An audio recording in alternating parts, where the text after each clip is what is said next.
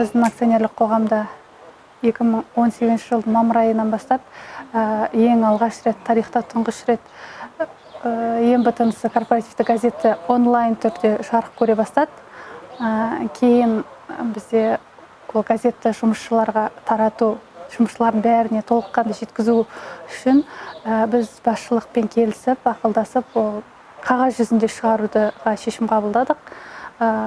Сөйтіп 2019 жылдың қаңтарынан бастап газетіміз 3500 тиражбен қағаз түрінде шыға бастады. Газет компанияда 5000-нан астам қызметкер еңбек етеді. 6 компанияға қарасты 6 құрылымдық бөлімше бар. Оның 4-еуі Атырау облысының аудандарында орналасқан болса, 2 басқарма ол Атырау қаласының өзінде орталықта орналасқан. Газет бүкіл құрылымдық бөлімшеге таратылады. Жұмысшылардың бәріне жетіп жатыр. Әсіресе жатақханаларында, кешкі бос уақыттарында оқып, бізге жұмысшылардың кері байланыс орнаттық деп ойлаймыз. Себебі олар біз осы газет арқылы біздің жұмысшылардың арасында шығармашылықпен айналысатын тұлғалар бар екенін білдік. Түрлі тағдырлар қызықты қызметкерлеріміз, әріптестеріміз бар екен.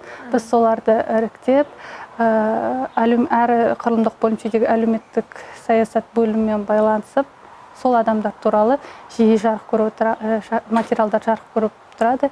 Еңбілік мұнайшылар деген айдарымен. Журналистика саласы ол бір жақты емес, себебі түрлі кейіпкерлермен кездесесің, түрлі адамдармен жолығасың, әңгімелесесің, солардың өмірі туралы, солардың қызметін туралы білу арқылы адам өзі қалыптасады, өзі дамиды.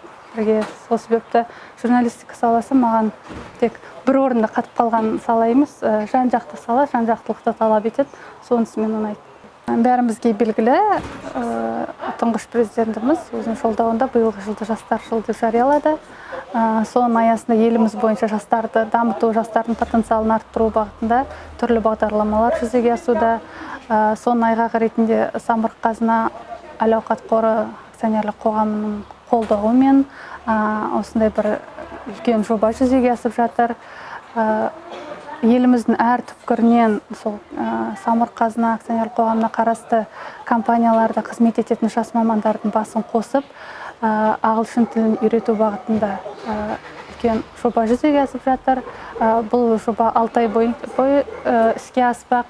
Мен ойлаймын, бұл жастарға жасалған үлкен мүмкіндік деп. Себебі мұнда тек жастар ағылшын тілін оқып қана қоймай, біз жаңа достарды таптық, қарым-қатынас орнатып жатырмыз. Бұл жастарға жасалған үлкен мүмкіндік. Ембімұнайгаз акционерлік қоғамында жас мамандар кеңесі 2013 жылдан бастап, жылы құрылып, содан бастап өз жұмысын атқарып келеді.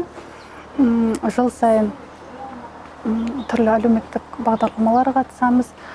Мәселен, 2014-2016 жылдары Атырау қаласында болған нөсер жауынның салдарынан зардап шеккен тұрғындарға үйлерін күрделі жөндеуге және отбасында ауыр науқасты баласы бар жалғызбасты анаға жаңа пәтер салып беріп, осы жастардың бастамасымен компания қызметкерлері өз еркімен қаражат жинап, сол үйлерін күрделі жөндеуден өткізіп, жаңа үйлер салып бердік. Компанияда қазір 1000-ға жуық жастар қызмет етеді. Жалпы компанияда сол компанияның қызметкерлері, жастары бүкіл шараларға белсенділікпен атсалысады.